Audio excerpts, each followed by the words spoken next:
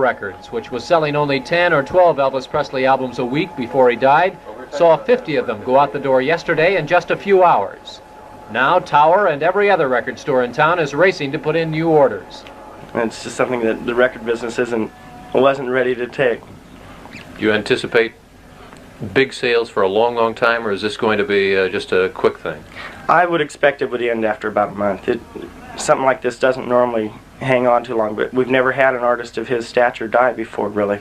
So, I don't know. It's hard to say.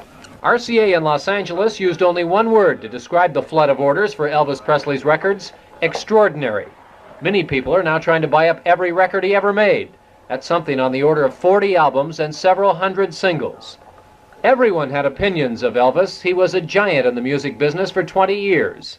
And probably because of the shock of his sudden passing, it's not hard now to get people to share them with you. I remember very well when he first became popular. My oldest children were about 15 and 16, and they were very much impressed with him. What did you think? I was a little alarmed for the future of popular music. What do you think now? Now I think it's very sad that he had to die so young, and that he really contributed a lot to the history of popular music. Bookstores are also doing a brisk business in the half-dozen or so books that have been written about the king of rock and roll. Presley came to San Diego twice during his career for live concerts, in 1970 and again last year. And now ticket stubs and other mementos from those appearances are beginning to take on new significance.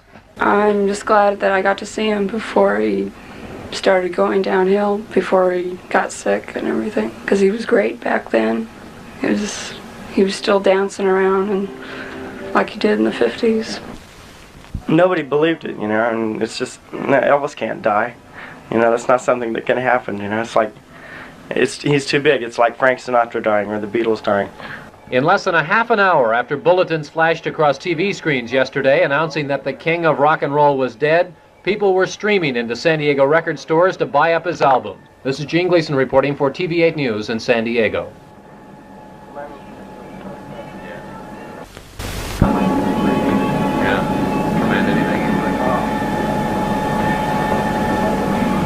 Multi-million-dollar contract. See,